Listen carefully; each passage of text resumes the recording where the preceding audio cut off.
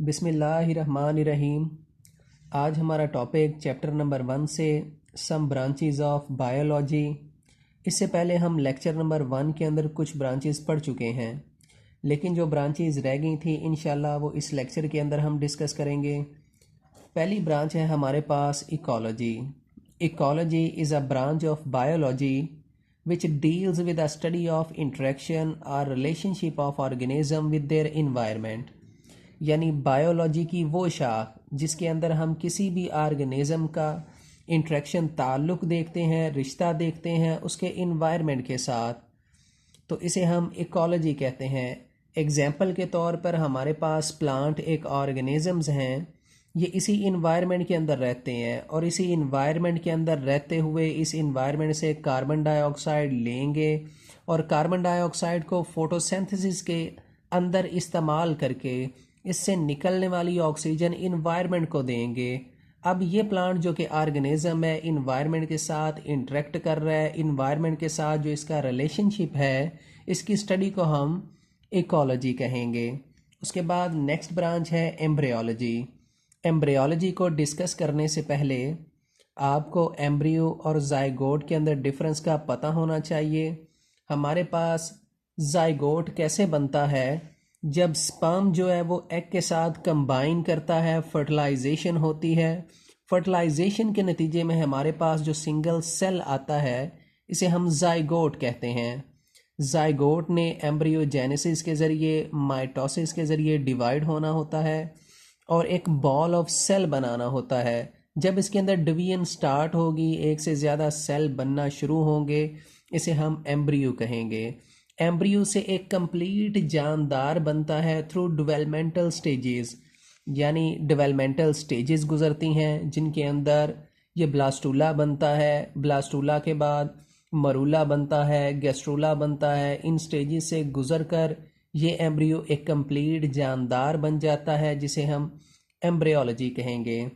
तो एम्ब्रियोलॉजी को डिफाइन करेंगे, the study of developmental stages between embryo to complete individual. जैसा कि अभी हमने पढ़ा है कि एक एम्ब्रियो से मुकम्मल जानदार बनने के दरमियान जितनी भी डेवलपमेंटल स्टेजेस आएंगी उनकी स्टडी जो है वो एम्ब्रियोलॉजी कहलाएगी। उसके बाद physiology, the study of structure and functions of different part of organism. किसी भी जानदार के अंदर जो मुख्तलिफ स्ट्रक्चर पाए जाते हैं उनकी स्टडी और उनके फंक्शन की स्टडी फिजियोलॉजी कहलाएगा। जैसे कि हार्ट हमारी बॉडी का एक जो है वो स्ट्रक्चर है, एक ऑर्गन है, इसके फंक्शन की स्टडी, इसके स्ट्रक्चर की स्टडी फिजियोलॉजी कहलाएगी। हमारी आर्म एक स्ट्रक्चर है, इसके स्ट्रक्चर की स्टडी, इसके फंक्शन की स्टडी फिजियोलॉजी कहलाएगी। हमारे पास लिवर जो है इसके स्ट्रक्चर की स्टडी, फंक्शन की स्टडी फिजियोलॉजी कहलाएगी। नेक्स्ट ब्रांच जो डिस्कस करेंगे वो मॉर्फोलॉजी है। Morphology is a study of form and structure of organism. किसी भी जानदार की साख्त और उसके मुख्तलिफ स्ट्रक्चर्स का मुतालिया मॉर्फोलॉजी कहलाएगा। मॉर्फोलॉजी की आगे दो टाइप्स हैं, एक एक्सटर्नल मॉर्फोलॉजी है, दूसरी इंटरनल मॉर्फोलॉजी या जिसे हम एनाटॉमी कहते हैं। एक दफ़ा फिर सुन लें और इसे जहन नशीन कर लें। मॉर्फोलॉजी की दो टाइप्स हैं, एक्सटर्नल मॉर्फोलॉजी और इंटरनल मॉर्फोलॉजी या एनाटॉमी। एक्सटर्नल के नाम से ही जाहिर हो रहा है, अगर हम किसी भी जानदार के एक्सटर्नल स्ट्रक्चर का मुतालिया करें तो इसे हम एक्सटर्नल मॉर्फोलॉजी कहेंगे। जैसे आर्म्स हमारी बॉडी के बाहर हैं, इनकी स्टडी, लेग्स, नोज़, जब इन सब को स्टडी करेंगे तो ये एक्सटर्नल मॉर्फोलॉजी के अंदर आएगा। उसके बाद एनाटॉमी यानी इंटरनल पार्ट्स की अगर स्टडी करेंगे, जैसे कि हार्ट बॉडी के अंदर है, लिवर बॉडी के अंदर है, पेंक्रियाज बॉडी के अंदर है, इन सब की जब स्टडी करेंगे तो ये एनाटॉमी कहलाएगा या इंटरनल मॉर्फोलॉजी कहलाएगा। उसके बाद palaeontology. Palaeontology is a study of fossils, यानी जब फॉसिल्स को स्टडी करेंगे तो इसे हम पैलियोंटोलॉजी कहेंगे। फॉसिल्स का पता होना चाहिए, फॉसिल्स क्या चीज़ हैं? The remainings of plants and animals which are remain buried under the sand and mud and preserved in the form of rock। यानी प्लांट्स के और एनिमल्स के वो बाकियात जो उनके मरने के बाद रेत के अंदर, सैंड के अंदर, मड के अंदर यानी कि मिट्टी के अंदर दब जाते हैं और प्रिजर्व यानी कि महफूज हो जाते हैं in the form of rock, चट्टान की फॉर्म में। इसे हम फॉसल कहते हैं। फॉसल जो है वो in the absence of oxygen में अकर करती है, यानी इस केस के अंदर ऑक्सीजन इन्वॉल्व नहीं होती। और minimum age of fossil approximately 10,000 years है। यानी जब कोई भी जो रिमेन है, चाहे वो प्लांट का है चाहे वो एनिमल का है, इसे सैंड के अंदर, मड के अंदर in the absence of oxygen दबे हुए तकरीबन या मिनिमम 10,000 साल गुजर चुके होंगे, तब हम इसे फोसल कहेंगे। उससे पहले हम इसे फोसल नहीं कह सकते। एग्जाम्पल के अंदर हम पढ़ेंगे स्टडी ऑफ आर्कियोप्टेरिक्स। आर्कियोप्टेरिक्स एक बर्ड था जिसे अप्रॉक्सीमेटली 1860s के अंदर जो है वो डिस्कवर किया गया। अब इसके फॉसल से पता चला ये कनेक्टिंग लिंक है between birds and the reptiles. चूँकि ये एक अलग केस है बर्ड और रेप्टाइल का, लेकिन हमारा टॉपिक जो है वो फॉसल है। ये फॉसल प्रिजर्व फॉर्म में, रॉक की फॉर्म में पाया गया, तो इसे हम फॉसल कहेंगे। इसकी स्टडी को पैलियोंटोलॉजी कहेंगे। Histology, microscopic study of tissues. Tissues का माइक्रोस्कोप की मदद से मुतालिया हिस्टोलॉजी कहलाएगा। अब ये टिश्यू प्लांट के भी हो सकते हैं, एनिमल के भी हो सकते हैं। दोनों में से किसी के टिश्यूज़ को अगर माइक्रोस्कोप की मदद से हम देखेंगे तो ये हिस्टोलॉजी कहलाएगा। एवोल्यूशन, एवोल्यूशन को 2 या 3 तरीक़ों से डिफ़ाइन किया जा सकता है। पहली डेफिनेशन हम लिखेंगे, change in organism with the passage of time. वक्त गुजरने के साथ साथ किसी भी जानदार के अंदर जो तब्दीली आएगी, इसे हम एवोल्यूशन कहेंगे। उसके बाद दूसरी, डिसेंड्स विद मॉडिफिकेशंस। डिसेंड्स कहते हैं कि किसी चीज़ से डिसेंड करना, नीचे की तरफ निकलना, या आप कह सकते हैं ये डिसेंडेंट से भी हो सकता है। डिसेंडेंट कहते हैं कि ऊपर हमारे पास सबसे पहले आबाओ अजदाद होंगे। आबाओ अजदाद अपनी प्रोजनी, अपने बच्चे, अपनी औलाद प्रोड्यूस करेंगे विद मॉडिफिकेशंस, चेंज के साथ। यानी इनके बच्चे जो बाद में आ रहे हैं वो बिल्कुल अपने पेरेंट्स जैसे नहीं होंगे, उनके अंदर कुछ चेंजेस होंगी, खसूसियात के अंदर, स्ट्रक्चर के अंदर। तो ऐसी प्रोजनी जो अपने इंसेस्टर के बाद आ रही है और उसके अंदर चेंजेस मौजूद हैं, इसे हम एवोल्यूशन कहेंगे। उसके बाद एक और वे से हम डिफ़ाइन कर सकते हैं, evolution is a process regarding with time. Evolution एक प्रोसेस है जिसका ताल्लुक टाइम के साथ है। In which simple organism can changes into the complex. इसके अंदर एक सिंपल जानदार चेंज होगा और चेंज होने के बाद एक कम्प्लेक्स ऑर्गेनिज्म बना देगा। जैसे कि हमारे पास एक बैक्टीरिया था, आर्कियोबैक्टीरिया, जो आज से तकरीबन 3.5 बिलियन ईयर अगो अर्थ के ऊपर आया।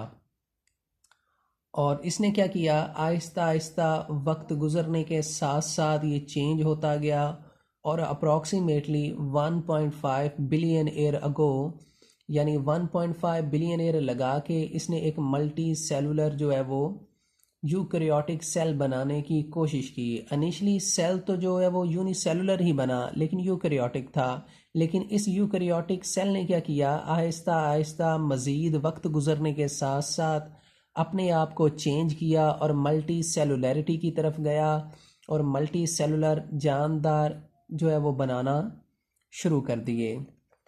उसके बाद जेनेटिक्स हम पढ़ेंगे। Genetics is a study of genes, genes की study and the role in inheritance, और वरासत के अंदर इसका क्या किरदार है, इसकी स्टडी जेनेटिक्स कहलाएगी। अब इस ब्रांच के अंदर 2 टर्मिनोलॉजीज़ जो हैं वो इस्तेमाल की गई हैं, इन्हें देखते हैं। जीन्स क्या हैं? Genes are the heredity units on the chromosomes responsible for the characteristics. Genes जो हैं वो क्रोमोसोम्स के ऊपर हेरिडिटी यानी वरासती यूनिट्स हैं, जो करैक्टर यानी खसूसियात के हामिल होते हैं। इन्होंने तय करना होता है कि खसूसियात कौन सी हैं, और यही खसूसियात एक जानदार से दूसरे जानदार के अंदर जो है वो क्रोमोसोम की फॉर्म में या क्रोमोसोम के ऊपर जो है ये पास हो के नेक्स्ट जनरेशन की तरफ जाते हैं।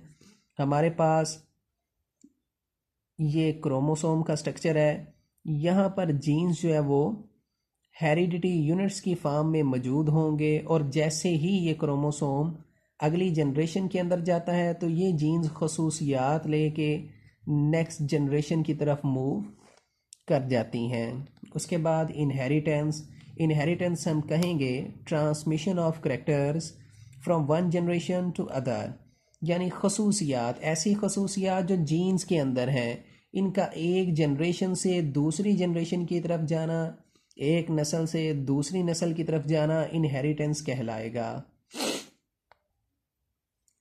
उसके बाद नेक्स्ट ब्रांच आएगी zoogeography. Zoogeography is a distribution of organisms on different regions of the earth, यानी ज़मीन के मुख्तलिफ रीजन्स के ऊपर जानदारों की जो तकसीम है, जानदारों का जो फैलाव है, इसे हम ज़ूजियोग्राफी कहेंगे। मालिक्यूलर बायोलॉजी के अंदर हम जानदारों को डिस्कस करेंगे, स्टडी करेंगे at the level of cells, organelles and molecules, यानी मालिक्यूल्स जो हैं वो मिलेंगे, ऑर्गेनेलीज बनाएंगे, सेल्स बनेंगे, cell tissues, organ system, complete जानदार। इन तीनों की बेस के ऊपर अगर जानदार को स्टडी करेंगे तो ये मालिक्यूलर बायोलॉजी कहलाएगा। उसके बाद नेक्स्ट ब्रांच है हमारे पास environmental biology, study of organisms in relation with their environment. जानदार ऑर्गेनिजम्स का उसके इन्वायरमेंट के साथ जो रिलेशनशिप है, इसकी स्टडी बायोलॉजी कहलाएगी। It includes organisms interact with their organic and inorganic environment. इस ताल्लुक़ के अंदर कोई भी जानदार अपने ऑर्गेनिक इन्वायरमेंट के साथ रिलेशन रखता है, अपने इनऑर्गेनिक इन्वायरमेंट के साथ रिलेशन रखेगा। अब दो लफ्ज़ इस्तेमाल हुए हैं, एक ऑर्गेनिक और दूसरा ऑर्गेनिक और इनऑर्गेनिक, तो दोनों का आपको पता होना चाहिए। इनऑर्गेनिक के अंदर एबायोटिक फैक्टर्स आएंगे जो कि नॉन लिविंग होते हैं, जिनके अंदर लाइफ नहीं होती, जैसे कि वाटर, एयर और टेम्परेचर। ऑर्गेनिक के अंदर बायोटिक फैक्टर्स आएंगे जो कि लिविंग हैं, जैसे कि एनिमल और प्लांट्स वगैरह। तो इन्वायरमेंटल बायोलॉजी के अंदर क्या होगा, कोई भी जानदार जो है वो इन्वायरमेंट के अंदर आएगा। इन्वायरमेंट के अंदर बायोटिक फैक्टर भी हैं, एबायोटिक फैक्टर भी हैं, एनिमल्स के साथ भी इंटरेक्ट करेगा, वाटर, कार्बन डाइऑक्साइड, टेम्परेचर को भी फेस करेगा। तो ये इंटरेक्शन जानदार का इन्वायरमेंटल बायोलॉजी के अंदर डिस्कस या स्टडी किया जाएगा। माइक्रोबायोलॉजी, माइक्रो का मतलब होता है मिन्यूट, बिल्कुल छोटा। बायोलॉजी आप पढ़ चुके हैं, लाइफ की स्टडी को कहते हैं। ऐसे जानदार जो बिल्कुल छोटे हैं, माइक्रो ऑर्गेनिजम्स हैं, जिन्हें हम आम आंख से नहीं देख सकते, इनकी स्टडी माइक्रोबायोलॉजी कहलाएगी। जिनकी एग्जांपल में बैक्टीरिया, वायरसेस, प्रोटोजोन, अगर इन्हें हम स्टडी करेंगे तो ये माइक्रोबायोलॉजी के अंदर आएगा। उसके बाद fresh water biology. Fresh water biology के अंदर हम स्टडी करेंगे ऑर्गेनिजम्स को जो रहेंगे in the fresh water bodies के अंदर, जैसे कि रिवर्स के अंदर और लेक्स के अंदर।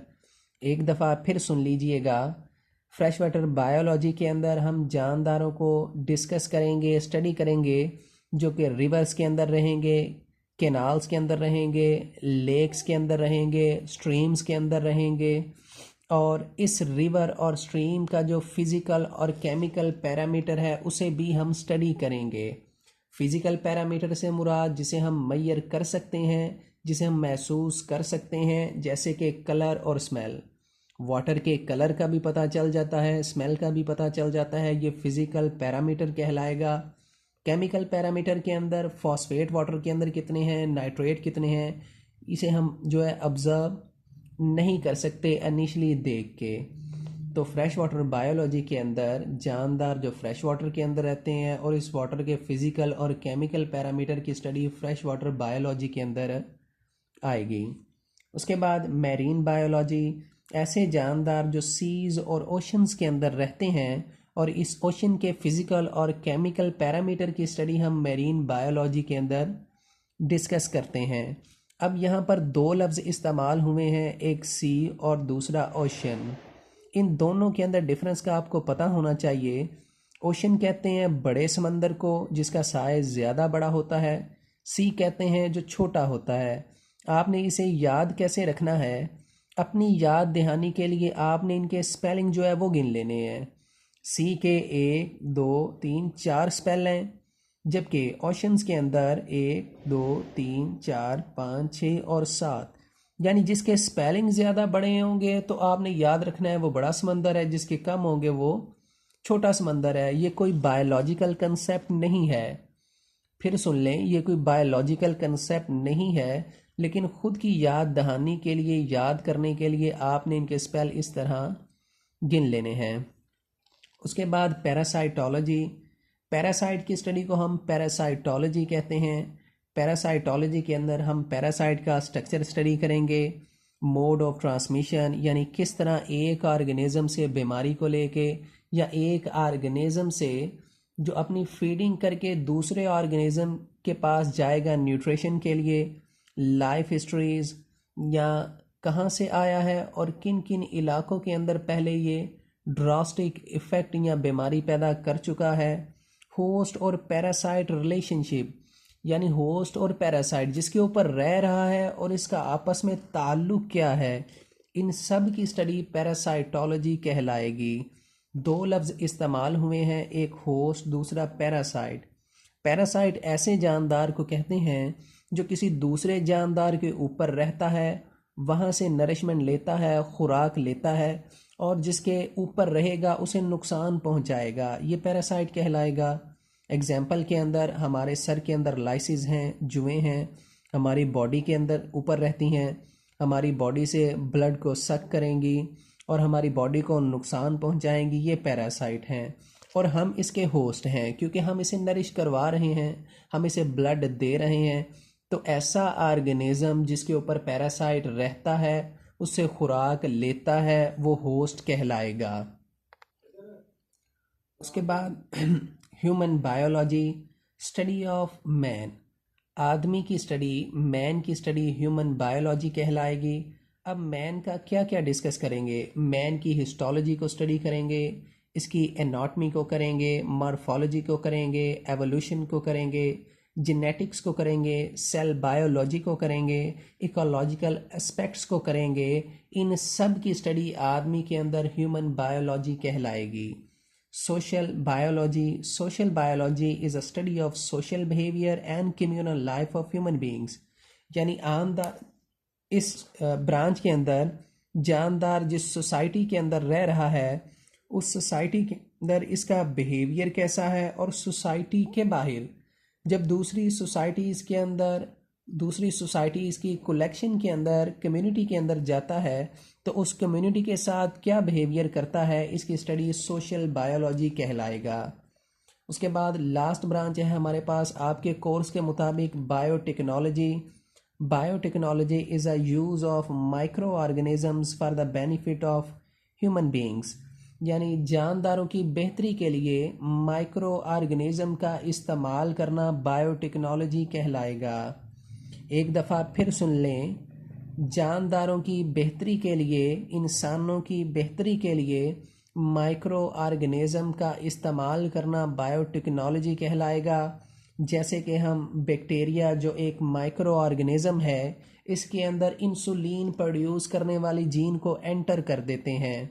चूँकि बैक्टीरिया जो है वो 20 मिनट के बाद डिवाइड करता है, ये बैक्टीरिया 20 मिनट के बाद डिवाइड करेगा और इसके अंदर जो इंसुलिन प्रोड्यूसिंग जीन है उसे रेप्लिकेट करता जाएगा, जीन एक्सप्रेस करेगी, इंसुलिन बनती जाएगी। 1 से 2 बैक्टीरिया, 2 से 4, 4 से 8, हर बैक्टीरिया के अंदर जीन रेप्लिकेट करेगी, इंसुलिन बनेगी। इंसुलिन हम इसकी बॉडी से एक्सट्रैक्ट कर लेंगे, बाहर निकाल लेंगे, और ये इंसुलिन शुगर के पेशेंट के लिए इस्तेमाल होती है। शुगर के पेशेंट के अंदर चूँकि शुगर का लेवल अप हो जाता है, इस लेवल को कम करने के लिए इंसुलिन के इंजेक्शन लगाए जाते हैं। और ये किससे लिया जा रहा है? बैक्टीरिया से। बैक्टीरिया चूँकि इंसान के फ़ायदे के लिए इस्तेमाल हो रहा है, इसकी स्टडी बायोटेक्नोलॉजी कहलाएगी।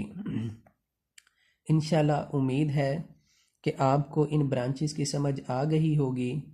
अगर कहीं पर कोई कन्फ्यूजन रह गई है या आपके जहन के अंदर कोई क्वेश्चन है तो आप कमेंट बॉक्स के अंदर ज़रूर पूछ सकते हैं। और ज़्यादा से ज़्यादा इस चैनल को सब्सक्राइब करें, लाइक करें, शेयर करें और इंशाल्लाह अगली वीडियो के साथ जल्द आपके साथ मिलेंगे। अल्लाह ताला आपका और मेरा हम सब का हामी और नासिर हो। अल्लाह हाफिज़।